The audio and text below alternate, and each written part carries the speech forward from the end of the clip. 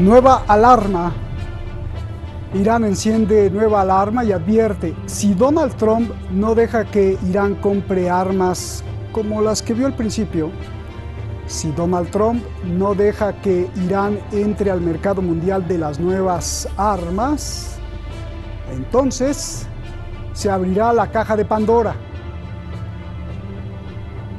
¿Qué es la caja de Pandora? ¿Qué hay en las armas rusas y chinas que Trump no quiere que las tenga Irán? Soy Roberto de la Madrid y desde el lugar de la noticia, desde esta zona donde se escribe la historia, la noticia también y parte de la historia mundial, detrás de la razón.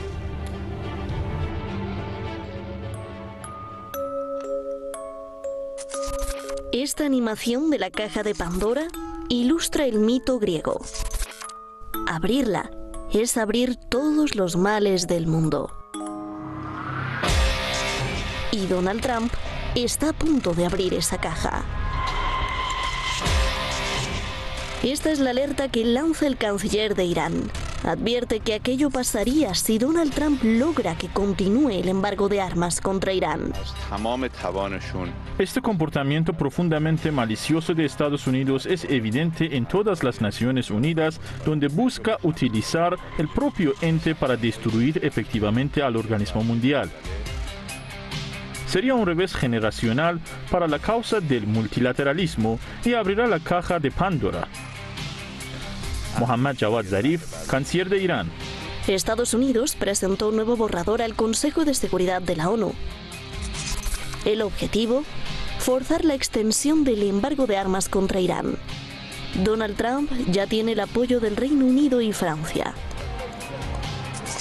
Y está presionando a Rusia y China para que acepten. Si a Estados Unidos se le permite continuar por este camino, el mundo retrocederá hacia un estándar del poder hacia el derecho. Ello sustituirá el Estado de Derecho por la ley de la selva. ما امید فراوان داریم که آمریکا دچار شکست بشه. اینکه یک بار دیگر آمریکا لمس کنه شکست خودش رو و انزوای خودش رو ببینه. اما در این حال موضع ما در هر شرایطی روشنه. اگر چنین قطعنامه‌ای در سازمان ملل تصویب بشه، نقض فاحش برجام انجام گرفته. دیگه عواقبش به عهده بانیان این کار است. El embargo de armas contra Irán expira en octubre próximo. A partir de ese momento, Irán podrá comprar todas las armas que quiera, las más avanzadas. Tendrá acceso al mercado mundial del armamento, desde tanques o helicópteros hasta los avanzados aviones de Rusia o los atractivos cazas de última generación de China. Irán asegura que con esta presión que ejerce Donald Trump, jamás negociará con Estados Unidos otro acuerdo, aunque el magnate salga reelecto.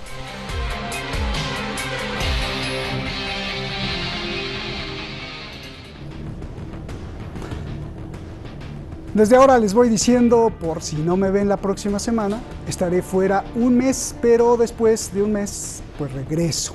Aquí estoy a sus órdenes. Juan Francisco Coloane, analista internacional, ya lo tenemos ahí en el video gol. Maestro, gracias por estar aquí. Y otro maestrazo, Jorge Luis Santa Cruz, periodista, académico en la Ciudad de México. Cuadro de lujo. Si fuera esto fútbol, pues sería un cuadro, pero también es un cuadro intelectual. Juan Francisco, comienzo contigo. Primero, con las preguntas más urgentes. La caja de Pandora es un mito de la antigua Grecia, para señalar que un apocalipsis podría pasar si se abre. Ahí están todos los males. ¿Por qué la usa el canciller Zarif y a qué se refiere? Se refiere a una realidad posible, en el sentido del armamentismo como solución política. Es decir, hay una razón filosófica detrás de la frase, en el sentido que la caja de Pandora significa más armas, más armamento, más conflicto, más posibilidades de una guerra, en el sentido de escalar los conflictos y no negociar. Significa tener más acceso al armamento para poder llegar a tener algún tipo de equilibrio en las fuerzas de poder. Porque lo que está haciendo Estados Unidos permanentemente, no solamente en la administración de Trump, es su política postsoviética hegemónica de creer que los equilibrios es con mayor o un poder hegemónico absoluto. Y esa es una pésima teoría desde el punto de vista de la ciencia política y las relaciones internacionales, porque los equilibrios de poder es a través de la paridad, la posibilidad de la paz, ¿no es cierto? Y alejar la guerra es con paridad y es con equilibrio. Mira, ya te cortaron. Vietnam es una zona de desequilibrio. ¿Perdón? Es que te cortan, ¿eh? Te cortan, o no ¿Aló? sé. A ver, venga. ¿Me escucha? Sí, te escuchamos. El conflicto de Corea, de las Coreas, en la década del 50, al final del 49, 50 al 52, 53. Había desequilibrio ahí. China era precaria. Rusia no podía entrar en ese conflicto. ¿Aló? Sí, venga. Estados Unidos junta a Naciones Unidas e invaden Corea. Eso fue todo el tema de Corea. Todo el paralelo de que la agresión la hizo Corea del Norte, eso es falso. Es la historia oficial mentirosa. Eso sí que es fake. Porque la primera intervención es a través de la CIA para derribar el gobierno de Kim Il-sung, pero ahí había un desequilibrio de poder y se produjo una tragedia casi tan grave como la Segunda Guerra. Lo que pasa es que uno se olvida, varios millones de muertos en la Guerra de Corea. Vietnam, desequilibrio de poder también. Es decir, cada vez que había un desequilibrio de poder, Irak, invasión en el 2003, desequilibrio de poder, una Rusia debilitada, China todavía no con el carácter que tiene hoy día. Entonces la tesis de la ciencia política norteamericana convencional de hegemonía es fallida, esa tesis, en el sentido de que los equilibrios de poder se logran a través de la hegemonía absoluta. No, los equilibrios de poder son los que sustentan la paz. Entonces cuando el representante de Irán, de la diplomacia de Irán, dice la caja de Pandora es la guerra. ¿Por qué? Porque inevitablemente Estados Unidos lo que aspira no aspira a un equilibrio de poder en el sentido de que el equilibrio de poder, ¿no es cierto?, no es que asegure la paz, pero es una contención a la guerra. Bien. La paridad de poder militar es una contención a la guerra. Estados Unidos siempre intenta romper esa tesis. Gracias, Juan Francisco. A ver, Jorge Luis, ¿a qué se refiere el canciller de Irán con abrir la caja de Pandora? ¿Se refiere a la reacción de Irán? ¿Qué pasaría si el mundo, que aunque siempre se ha aplicado, no tuviera ninguna regulación y organismo internacional y solo se aplicara, por eso digo, siempre se ha aplicado, pero en bajo perfil, la ley de la selva, tal como advierte el canciller Zarif? ¿Se refiere a todo esto? ¿Se refiere a que la caja de Pandora se refiere a que destruiría el Estado de Derecho en el mundo entero, que destruiría incluso a la ONU, al Consejo de Seguridad de Naciones Unidas? Venga con tu análisis, por favor. Cómo no, muchísimas gracias. Yo en realidad considero, con humildad de rigor, que esta advertencia o este esfuerzo de los Estados Unidos es de mediano perfil. ¿Por qué? Porque cuando los que toman las decisiones en Washington, en la Casa Blanca, en el Departamento de Defensa, etcétera, las toman, generalmente no las anuncian. ¿A qué me refiero?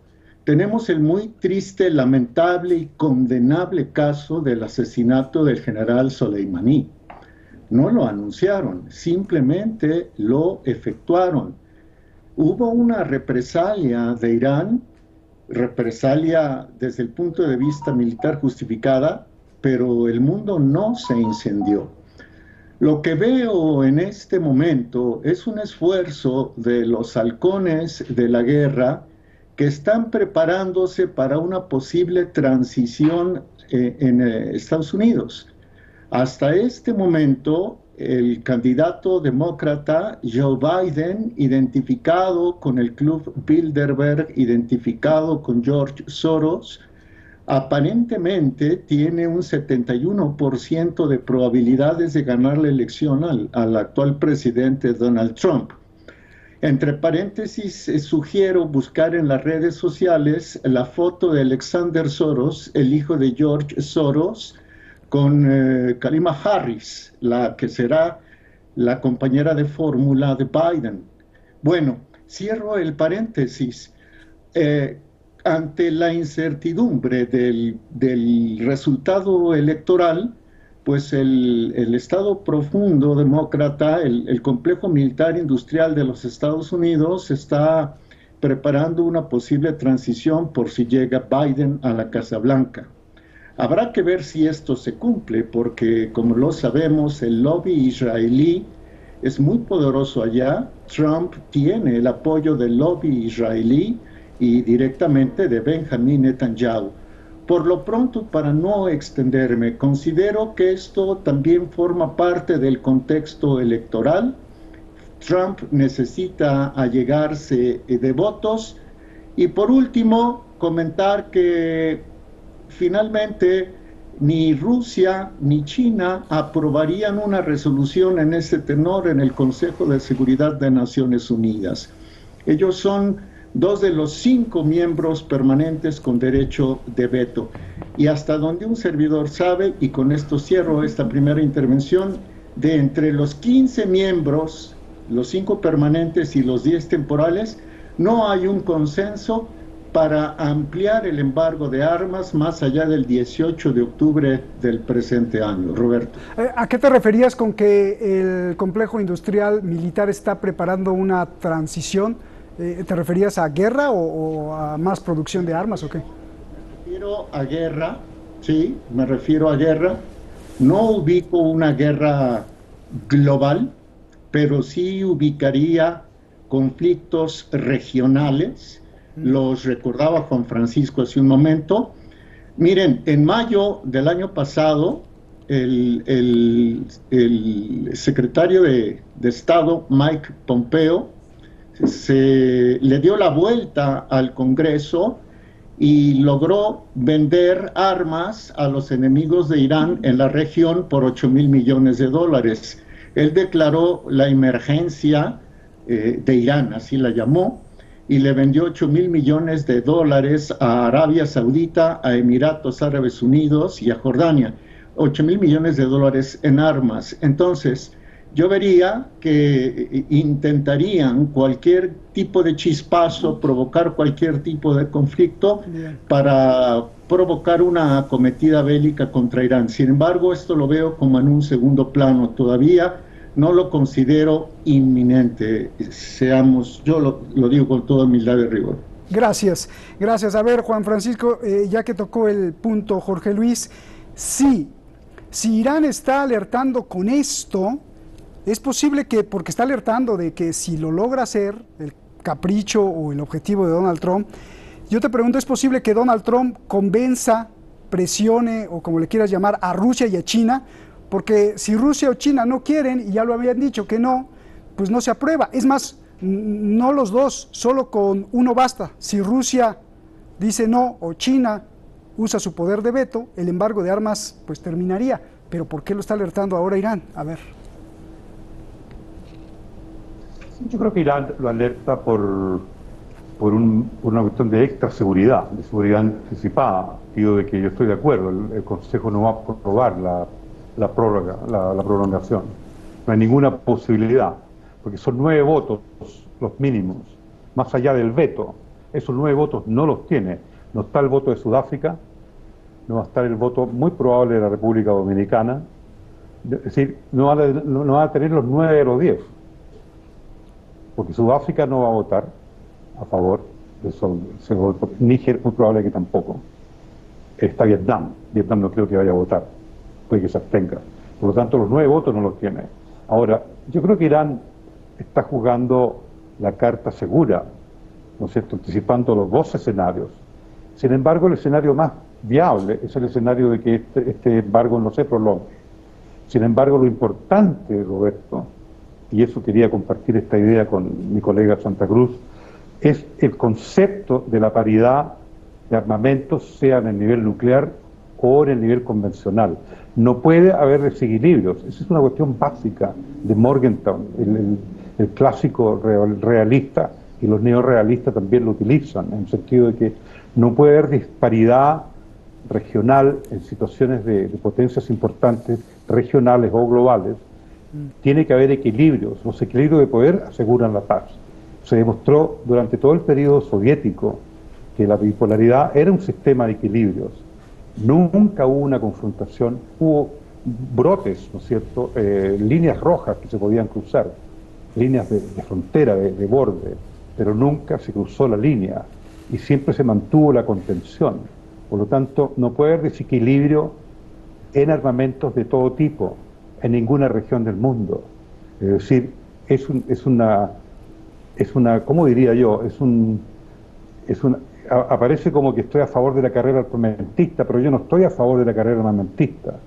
Pero mientras existan, ¿no es cierto?, la hegemonía como la razón política fundamental, hoy día particularmente que la globalización por razones económicas, en donde la geopolítica es muy importante, entonces es muy absurdo estar pensando en que el desequilibrio dentro de las regiones de armamentos, caso de Israel en la región, y eso, para terminar, significa que Irán tiene que tener poder militar. Irán no puede dejar de tener poder militar. Si Irán hubiera tenido un poder mayor del que tenía cuando se invadió Irak el año 2003, es probable que Irak no habría sido invadido. Si Irak hubiera tenido por lo menos un arma nuclear. Es decir, el desequilibrio en el Medio Oriente y el desorden del Medio Oriente es porque hay un monopoder nuclear que es Israel. Eso es inaceptable desde todo punto de vista. Digamos, yo no soy representante de mi país en Naciones Unidas, ni ya obtuve un alto cargo en Naciones Unidas, pero siempre mi idea es de que Irán debería haber tenido siempre acceso al poderío nuclear. Y eso lo digo responsablemente, no lo estoy diciendo de forma demagógica en un canal iraní, que se me escuche bien, lo estoy diciendo desde el punto de vista de la teoría de las relaciones internacionales y la historia de las relaciones internacionales. Bien. Hay que leer a Carr, Halat Carr, en el sentido de la paridad y los equilibrios de poder. Irán tiene que armarse, y eso le conviene hasta al propio Israel. Israel tiene una sociedad con Arabia Saudita, pero no tiene, y Arabia Saudita está armado hasta los dientes. ¿Cuál es la confianza que tiene Israel de que Arabia Saudita no ataque a Israel? ¿Cuál es la base de confianza? Ahora se abrió la puerta con los Emiratos Árabes en un acuerdo con Israel para, ¿no es cierto?, detener el tema de los asentamientos. No es el tema de esta conversación hoy día. Sin embargo, la seguridad de Israel también atraviesa por un Irán poderoso. Eso yo lo he discutido con analistas judíos. Es decir, Irán no puede estar en una manera desventajosa desde el punto de vista del armamento en esa zona, rodeado por Turquía, con Rusia. Nadie le regala nada a nadie hoy día, ¿entiendes? Pakistán tiene un arma nuclear. ¿Quién dice que Pakistán no puede atacar a Irán? ¿Quién lo dice? Que está negada esa posibilidad. Bien. ¿Quién dice que los indios no se vuelvan locos? Estoy diciendo entre comillas, no sé si tienen arma nuclear. Por lo tanto, esto hay que verlo de una manera macro, en forma muy inteligente, ¿no es cierto?, y pensando bien en la historia de las relaciones internacionales, cómo los desequilibrios de poder son las causas de las guerras. Gracias. Déjame ir con Jorge. Jorge, a ver, ¿cuál es el argumento legal que Trump tiene para extender el embargo de armas a Irán? ¿Esto no contradice el acuerdo nuclear firmado por Obama y las potencias del mundo? Más aún, no contradice la resolución 2231 que establece que se tiene que levantar el embargo de Irán el próximo octubre. ¿Qué hay en las armas rusas y chinas que Donald Trump no quiere que las tenga Irán, o si es realmente eso lo que persigue, por favor? Sí, claro. Argumento legal, sin ser abogado, considero que ninguno. Es Donald Trump el que se salió de este plan integral de acción conjunta. Él se salió, por lo tanto ha perdido derechos. ¿Qué teme de las armas rusas y chinas? Pues teme simple y llanamente, y también lo temen los halcones de la guerra demócratas, perder la capacidad de hegemonía. Y por último, yo diría que la verdadera amenaza en este momento para Irán no es que se amplíe el embargo de armas, coincido con Juan Francisco, difícilmente se ampliará. Lo que veo es que la inteligencia, las agencias de espionaje occidentales puedan provocar disturbios en Irán, como seguramente están detrás de ellos, es una inferencia lógica de los disturbios en el Líbano. ¿Qué pasó el año pasado cuando hubo disturbios en Líbano? Aquí en estos micrófonos un servidor decía que podrían replicarse en Irán y así ocurrió. Entonces la desestabilización puede ser provocada por el espionaje, la inteligencia occidental. Ahora, simplemente termino porque sé que el tiempo se nos viene. Con este amago de provocar un alargamiento en el embargo de armas, que sea indefinido, lo cual se ve improbable contra Irán, veo además otras cosas, estimado Roberto, Juan Francisco, audiencia. Primero, es un desafío al presidente francés Emmanuel Macron, quien a los 2 días del estallido del 4 de agosto ya estaba en el Líbano y que inmediatamente después empezó a tomar decisiones. Macron, el mismo que ha tenido contacto con altos funcionarios iraníes, es decir, Estados Unidos Trump le dice a Macron, guarda tu distancia. Y por último, calmar a Netanyahu, quien pues no pudo anexar el 30% de Cisjordania. Entonces, decirle, no pudiste quedarte con el 30% de Cisjordania, pero estamos acosando a Irán. Esas son mis últimas lecturas, Roberto. Muchísimas gracias. Ya nos vamos, Juan Francisco, y tengo muchas preguntas. A ver, muchos analistas apuntan a que todo esto que vemos es para distraer la atención del fracaso de Trump en Estados Unidos y que incluso, como lo habías dicho al principio, podría esperarse una guerra calculada de dimensiones pequeñas para incendiar la política mundial. ¿Qué piensas de esto y qué piensas de, más allá de los costos que pueda tener, por qué Europa, por un lado, piden que tienen derecho al voto Londres y París, por un lado piden que el acuerdo nuclear con Irán se respete, pero por el otro lado piden que se extienda el embargo de armas contra Irán? ¿Qué surrealismo? Es surrealismo, es una contradicción inherente a la política europea, porque la política de la Comunidad Europea está dividida. Tienen distintos puntos de vista. Inglaterra no coincide con Francia, digamos, el Reino Unido no coincide con Francia respecto al tratamiento de Irán, de Rusia y con China. Digamos, Francia tiene una postura con Rusia, el Reino Unido tiene otra postura con Rusia.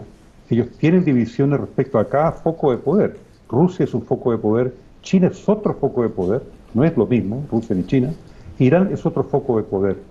Entonces el surrealismo es porque cada foco de poder, ¿no es cierto?, significa una amenaza diferente desde el punto de vista de la Europa occidental o desde el punto de vista de la Alianza Transatlántica. Ahora, la contradicción respecto a la prolongación del embargo y respetar el tratado, claro, obviamente que un Irán sin cortapisas, un Irán sin contención, fuera de los pactos nucleares de la Agencia Internacional de Energía Atómica y fuera del pacto nuclear del 2000, que se acaba del 2018, que se acaba de ir a Estados Unidos, obviamente un Irán con las manos libres es mucho más peligroso porque tiene el talento, los recursos humanos, la inteligencia, los vínculos con China, los vínculos con Rusia. Es decir, tiene la vía abierta para tener armamento nuclear, digamos las cosas como son, hablemos las cosas con claridad. Y para cerrar, sigo insistiendo, es importante que Irán, eso de un punto de vista mínimo, haciendo clase de ciencia política, Irán tiene que ser un país militarmente bien suministrado, bien provisto, ¿no es cierto?, de una fuerza propia, porque es una potencia regional bien que asegura dotado, estabilidad como se dice en la región. México. Gracias Juan Francisco, gracias Jorge, ahí te estoy viendo, gracias, abrazos. Se están poniendo tremendas, pero tremendas, no se imagina usted, se están poniendo tremendas las cosas. ¿En dónde? En México. Tan grave es el asunto que se podrían descubrir más tentáculos de la corrupción, no en México, sino en muchos países alrededor del mundo. El presidente López Obrador encabeza una guerra y una campaña contra la corrupción tremenda. Tienen contra la espada y la pared un testigo que está ya hablando y que está salpicando por todos lados. Ya salpicó a dos de las figuras más importantes en los últimos años, los expresidentes Peña Nieto, el famoso, y el otro famoso Calderón. ¿Qué es lo que va a pasar aquí? ¿Qué es lo que va a pasar? Pues no lo sabemos. Mañana aquí las cosas se están poniendo gravísimas allá en México. No se lo pierdan Detrás de la Razón. Buenas noches.